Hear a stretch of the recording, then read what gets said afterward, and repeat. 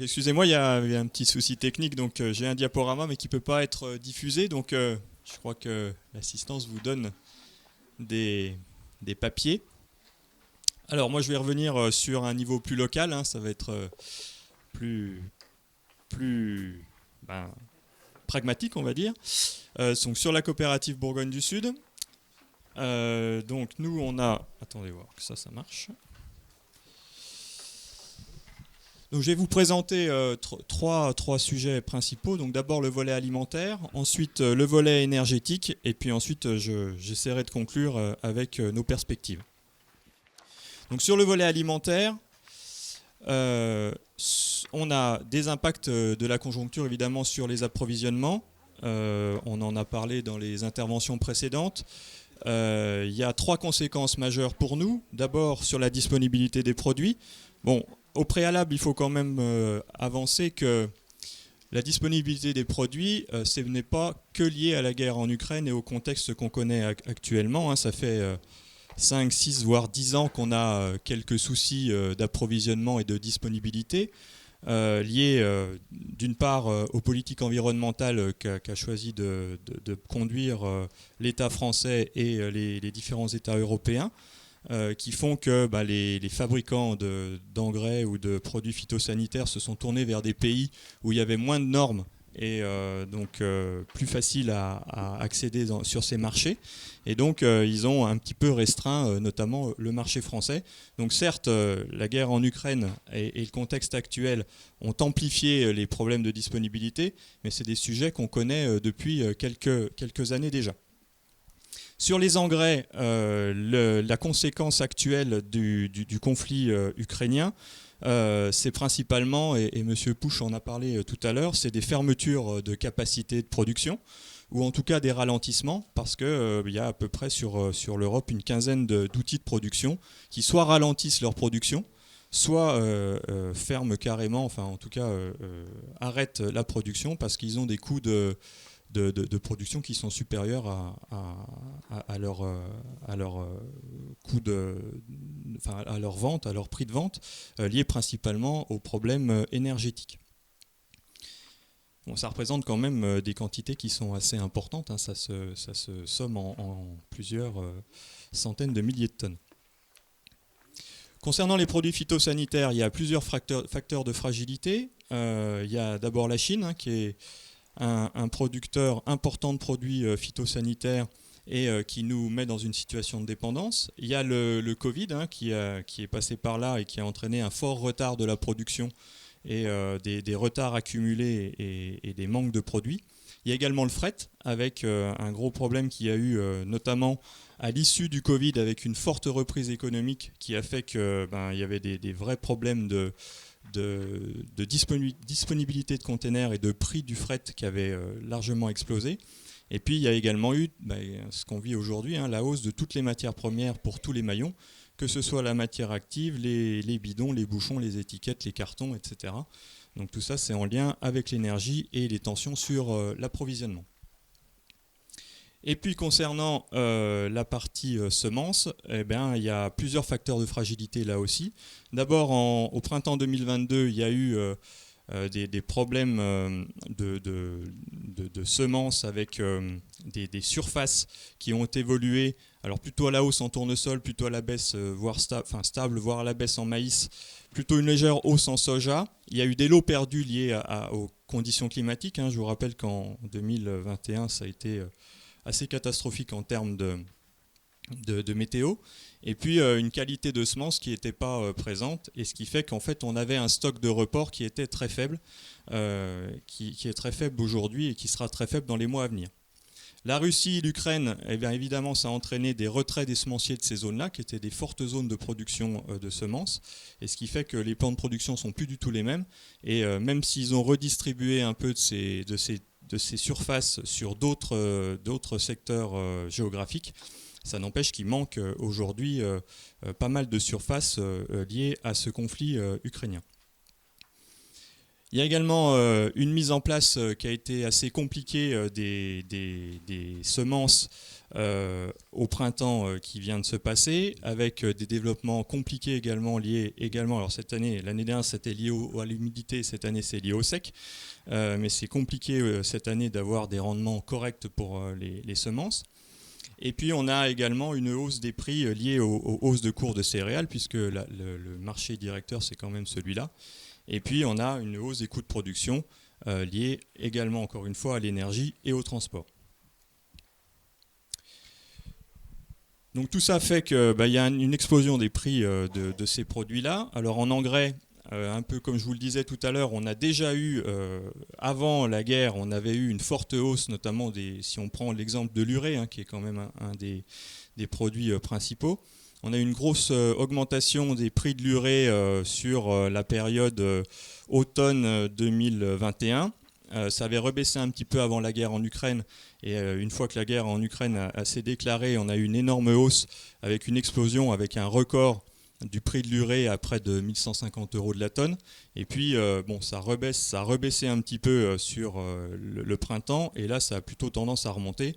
Aujourd'hui, la coopérative achète son urée aux alentours des 900 € la tonne. C'est un peu la même chose sur les fumures de fond. Et puis, donc, que ce soit le phosphore ou la potasse, on est sur des courbes assez identiques à celles de l'urée. Le problème que l'on voit notamment sur la fumure de fond, c'est qu'on a une baisse des épandages d'engrais de fond sur les terres. Et en fait, on entame les perspectives des années futures et les potentiels des années futures sur la région.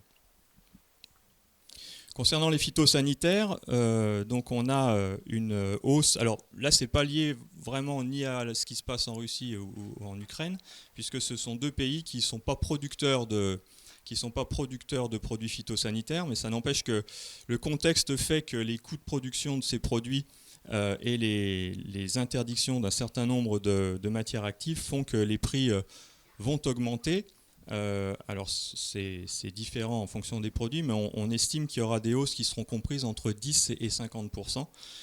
Ça dépendra évidemment des produits concernés. Concernant les semences, avec ce que je vous ai dit tout à l'heure, on aura également une hausse annoncée. Alors on sait qu'elle sera forte. Le niveau précis, on ne le connaît pas.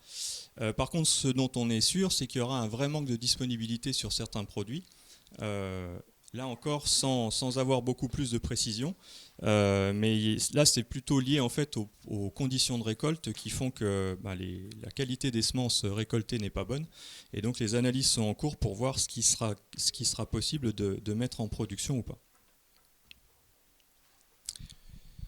Donc tout ça fait qu'il y a un coût assez important sur les productions de nos adhérents et de leurs exploitations. Donc bon, c'est dommage que vous ne l'avez pas, mais on suit un tableau annuel. Alors vous l'avez, je crois, sur le voilà. Alors ça, c'est un indicateur interne Bourgogne du Sud qui est fait en collaboration avec les chiffres du CER.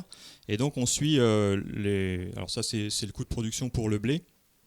Donc depuis la campagne 2017 jusqu'à une estimation du prix de revient de la tonne de blé en 2023. Donc on passe en 2017 d'un prix de revient à 168,50 € à une estimation sur l'année 2023 à 321,90 €, ce qui fait une augmentation en 6 ans de l'ordre de 91%, et on voit une forte augmentation et évolution depuis 2020, depuis 2021, puisque 2021-2023, on voit une augmentation de l'ordre de 53%, ce qui est énorme. Et tout à l'heure, on l'a évoqué également. Le prix de revient 2022 est certes haut. Bon, le fait que les céréales aient augmenté un petit peu avant l'augmentation des prix de revient fait que c'est une année qui sera où le coût de production, l'augmentation du coût de production sera plus indolore, et c'est beaucoup plus inquiétant pour 2023, et ça l'est encore plus pour 2024, parce que là, on ne sait pas du tout où on va.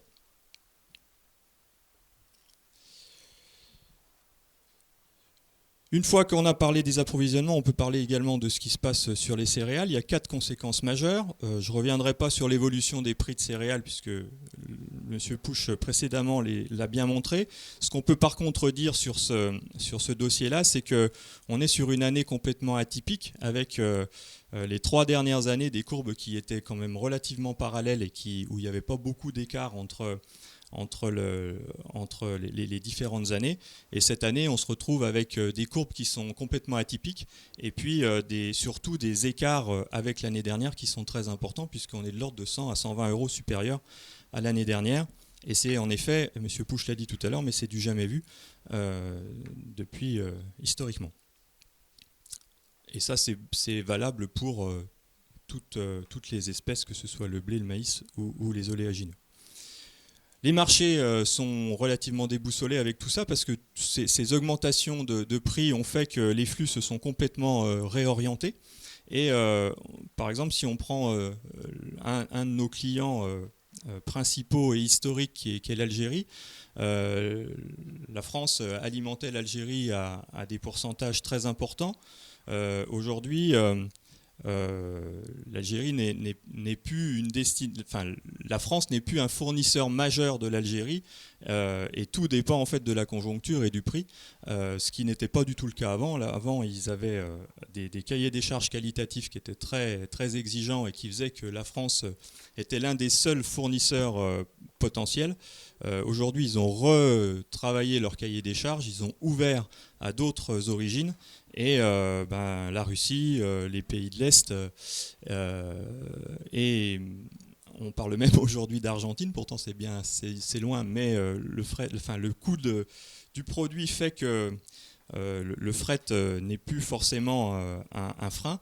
Et donc l'Algérie s'approvisionne avec d'autres pays que la France, et ça pose un vrai problème, puisque le blé français était quand même avec un important tonnage destiné à l'Algérie. Donc il faut redéterminer, retrouver de nouveaux clients et aller chercher de nouveaux marchés. Également les impacts sur la partie plutôt céréale de la coopérative, c'est le développement par les agriculteurs d'une volonté de gérer leurs prix différemment. La coopérative, elle est historiquement... c'est le rôle d'une coopérative, hein, c'est ce qu'on appelle le prix construit, c'est-à-dire que la coopérative, elle donne un prix d'acompte à ses adhérents, et puis au fur et à mesure de l'année, elle vend ses produits, et en fonction des ventes des produits, elle redonne des compléments de prix, et pour arriver à un prix final, grosso modo 1 an et demi après la moisson. Bon, c'est un modèle qui est remis largement en cause avec ce qui est en train de se passer par rapport au prix, avec des adhérents en fait qui veulent un prix rapidement, et un prix quasiment définitif rapidement. Aujourd'hui sur la coopérative, c'est encore relativement limité, mais on sent une tendance à une évolution vers ce principe-là assez importante. Le développement également de production plus exotique, hein, alors il y a les problèmes climatiques certes, mais il y a aussi tous les problèmes liés au prix et au coût de séchage, etc., dont je parlerai tout à l'heure. Mais on voit des productions dont on n'avait pas l'habitude auparavant, que ce soit du sorgho, du pois chiche, des lentilles, des choses comme ça qui arrivent, et qui rebattent un peu les cartes, parce que c'est des produits qu'on n'avait pas forcément l'habitude de vendre auparavant. Et là encore, il faut qu'on trouve des marchés, et qu'on trouve des clients qui sont capables de prendre ces produits-là. Le problème que l'on a, c'est que c'est souvent des petites quantités, et ça peut poser quelques problèmes en termes de transport.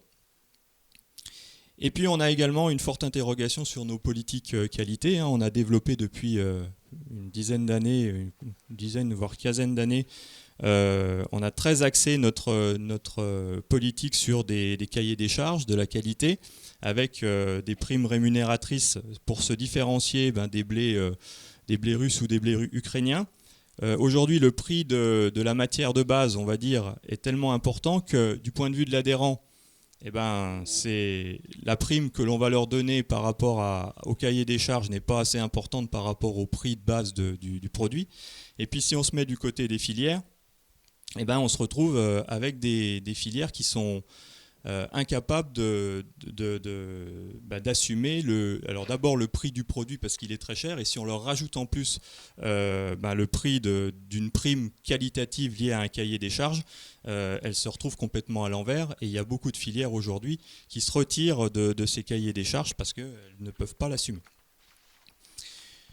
Alors tout ça, ça a des conséquences pour les adhérents et leurs exploitations. Le risque majeur que tout céréalier aujourd'hui a en tête, c'est le risque dont a parlé M. Pouche tout à l'heure, c'est l'effet ciseau. L'effet ciseau, c'est-à-dire qu'on continue à avoir une hausse des appros, et puis on a une baisse, voire un effondrement du prix des céréales. Le problème, c'est que sur les appros, on est sur des tendances plutôt structurelles, donc ça se fait à long terme. L'inversion des courbes n'est pas pour demain, alors qu'en céréales, c'est beaucoup plus conjoncturel. Et il suffit qu'il y ait une rumeur d'une atténuation du conflit ukrainien pour que les prix des céréales perdent assez rapidement en quelques minutes. Ça peut paraître important ce que je dis, mais ça peut perdre plusieurs dizaines d'euros en quelques minutes.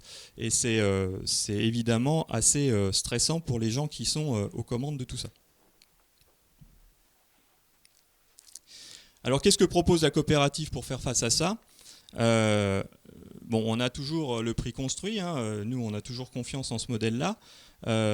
Par contre, les adhérents demandent autre chose, et donc on développe d'autres outils de rémunération des productions de nos adhérents avec le MATIF. Les adhérents sont capables de fixer aujourd'hui leur prix pour la récolte prochaine. Bon, le problème du MATIF, c'est que ça donne un prix tout de suite, mais on n'a pas le prix qu'on fixe, sur lequel on fixe aujourd'hui les céréales. On n'a pas la même précision sur le prix des appros. On ne sait pas ce que l'année prochaine les appros vont valoir. Donc ça donne un prix, un chiffre d'affaires, mais ça ne donne pas forcément une marge. Et on développe depuis cette année un nouveau produit qui s'appelle le contrat pluriannuel. C'est-à-dire que l'on fait avec des clients de la coopérative. Alors ça se fait beaucoup en blé, beaucoup moins dans les autres espèces. Mais en blé, on fait avec des meuniers locaux des contrats pluriannuels où le meunier accepte de payer le prix de son blé. Il accepte de le payer avec un coût de production connu et une rémunération de l'agriculteur comprise dans le prix. Donc on propose ce produit sur l'année 2022, 2023, 2024, et on assure à l'agriculteur sur ces 3 années d'avoir un prix qui assure son coût de production et un salaire qui est égal à 2,5 fois le SMIC. Donc ça, quelle que soit l'évolution des appros, l'agriculteur, il sait que sur le tonnage qu'il aura contractualisé avec ce contrat-là, il aura d'assurer un salaire de 2,5 fois le SMIC. Alors, c'est sûr qu'avec les courbes qu'on a vécues au printemps, c'était compliqué de défendre un tel modèle, puisqu'en 2022, on propose, tout à l'heure vous l'avez vu, un prix autour de 240 et quelques euros, basé sur le prix de production du blé de cette année. C'est sûr que quand l'adhérent il voit un prix à 240 euros et que le MATIF est à 400 ou 410, c'est pas très incitatif. Ça n'empêche qu'il assure, celui qui a fait ça, il assure 2023-2024. Et aujourd'hui, vous avez vu tout à l'heure que le coût de production estimé pour 2023 est de 322 euros, pour faire simple. Donc il est basé sur 322 euros. Dans ce prix-là, y compris son salaire à 2,5 fois le SMIC. Et aujourd'hui, si on prend le MATIF 2023, à l'heure actuelle, on doit être autour de 315 ou 316 euros, moins la marge que va prendre l'organisme stocker sur la base MATIF que va prendre l'organisme stocker. On est largement au-dessus du prix MATIF. Donc c'est une vision à long terme, on le propose, on a eu, pour ainsi dire, pas un succès phénoménal, mais c'est un produit que l'on propose depuis cette année. Sur le volet énergie, comment se situe la COP aujourd'hui en termes énergétiques ? Donc en gaz, La coopérative avait fixé ses prix de gaz au bon moment quand c'était la crise du Covid sur plusieurs années. Donc on est, nous, sur des années sur le gaz, en tout cas jusqu'à fin 2024, on a des évolutions qui sont assez contenues sur le prix du gaz. En EDF, en électricité, on est jusqu'au 31 décembre 2023 également sur des évolutions limitées. Et sur les quotas CO2, puisqu'on est concerné avec des grosses installations de séchage, on est également couvert cette année avec les mêmes tarifs que 2022. Donc je dirais que pour la récolte 2022, les coûts de séchage à la coopérative ne vont pas exploser, ils vont augmenter puisqu'il y a une augmentation naturelle, mais ils ne vont pas exploser. Les perspectives sont beaucoup plus inquiétantes puisque sur 2025-2026, le prix actuel du gaz est de l'ordre de 85 € du mégawattheure. 2025-2026, c'est dans 3 ans ou 4 ans, hein, donc on voit loin. 85 € du mégawattheure, c'est 6 fois le prix qu'on le paye aujourd'hui. Et en électricité, 2024-2025, alors si on ne parle pas de la partie AREN, on est sur du 260 € du mégawattheure. Ça donnera un prix d'électricité avec la partie réglementée comprise de l'ordre de 2,5 fois plus important que ce qu'on paye aujourd'hui. Quant aux quotas CO2, ils sont avec un trend également haussier. Et on a payé des quotas CO2 il y a 3 ou 4 ans, 4 € de la tonne. Aujourd'hui, ça vaut 72-73 € et les prévisions sont plutôt autour de 100 voire 150 € dans les années futures. Donc l'évolution du budget énergie à la coopérative, ça va être assez important, puisque si on prend les prix actuels et si on se projette sur 2025-2026, on sera sur un budget qui sera multiplié par 4, de l'ordre de 4 à 5 millions d'euros pour la partie gaz et de l'ordre de 2,5 millions d'euros pour la partie électricité. Donc ça fait quand même des budgets extrêmement importants. Si on rajoute à ça les quotas CO2, on sera sur une base de l'ordre de près de 10 millions d'euros sur la partie énergie au sens large. Donc il est évident que dans les années qui viennent, les frais de séchage auront une évolution très importante sur la coopérative. Alors pour les adhérents, les impacts, c'est évidemment l'augmentation sévère des frais de séchage, augmentation des charges et baisse des marges, puisque aujourd'hui, nous, quand on achète du maïs, on l'achète en maïs sec, et le maïs sec ne prend pas forcément en compte le frais de séchage et l'évolution du prix d'énergie. Il y aura donc certainement une modification des assolements avec une recherche de production avec moins de frais de séchage associés. Et puis également des modifications de pratiques agronomiques, puisqu'aujourd'hui on est sur des indices de tardivité, notamment sur les maïs, qui sont relativement, on va dire, moyens, et on devrait passer sur des indices de précocité beaucoup plus précoces, c'est le cas de le dire, pour avoir en fait des maïs qui sont récoltés à des humidités qui sont pas loin de la norme quand les conditions climatiques le permettent. Et puis également, pour les adhérents, il y a également beaucoup d'investissements, ou en tout cas d'intentions d'investissement dans des productions non alimentaires, que ce soit la méthanisation, les panneaux photovoltaïques ou les éoliennes. Pour la coopérative, évidemment, c'est une forte augmentation des coûts de fonctionnement. C'est également spécialiser des collaborateurs sur l'achat d'énergie.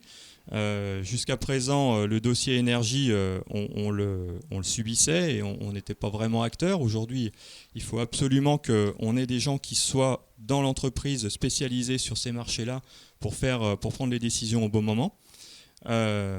On a également, avec les modifications des assolements et les productions de nouveaux produits, des recherches de nouveaux marchés à faire, donc des spécialisations également là à avoir. On doit également, nous, adapter notre offre approvisionnement aux nouvelles demandes, notamment en développant des gammes économiques, en laissant le choix aux adhérents, mais en tout cas en ayant une gamme économique pour qu'on ait des parcours agronomiques qui soient les moins chers possibles. Et puis on doit organiser l'entreprise pour réduire les coûts de fonctionnement, tout en maintenant un outil performant et en face de l'attente des adhérents. Et là, ça passe par de la réorganisation interne, notamment de la réorganisation logistique, de manière à essayer de maintenir au maximum les coûts de fonctionnement de la coopérative. Alors sur l'énergie, la stratégie qui sera mise en place chez Bourgogne du Sud, sur le prix d'énergie, c'est d'anticiper les achats, hein. Je vous parle aujourd'hui, on est en train de regarder ce qu'on va faire sur 2025-2026. Ça peut paraître loin, mais c'est des choses dont il faut qu'on s'occupe dès aujourd'hui. Sur les investissements, c'est évidemment avoir une politique d'investissement, notamment sur, je pense notamment à nos jardineries, sur de l'éclairage en LED ou sur des isolations beaucoup plus importantes qu'on a aujourd'hui pour réduire l'effet énergétique dans les coûts. Et puis sur les nouvelles énergies, c'est accompagner les agriculteurs et puis nous, sur nos installations, mettre des panneaux photovoltaïques et puis avoir une vraie politique d'investissement sur les nouvelles technologies en termes d'énergie. En conclusion, 2022, ça marquera un tournant dans le monde agricole avec des marchés intrants et céréales qui s'affolent et le spectre d'une pénurie. Mais cette évolution avait démarré bien avant le 24 février 2022. La crise du Covid l'a beaucoup amplifié et ce qui s'est passé entre la Russie et l'Ukraine a décuplé ses effets. On a le risque de l'effet ciseau et la non-corrélation des effets structurels qui touchent l'appro et les effets conjoncturels qui touchent plutôt les céréales. Alors ce risque-là est présent et redouté et de la part des agriculteurs et de la part de la coopérative. Cette situation chamboule historiquement les pratiques ancrées et pousse le monde coopératif à innover dans des nouveaux produits, à des nouveaux outils qu'il faut proposer aux agriculteurs pour que la jeune génération ait encore confiance dans le monde coopératif et fasse confiance à la COP. Et puis les organismes stockeurs sont des gros utilisateurs d'énergie qui sont contraints de faire de l'achat d'énergie une spécialité et d'innover en investissant dans des énergies renouvelables, que ce soit les panneaux photovoltaïques, les méthaniseurs, et surtout développer pour les agriculteurs des services autour de ces productions d'énergie pour accompagner les adhérents dans cette transition.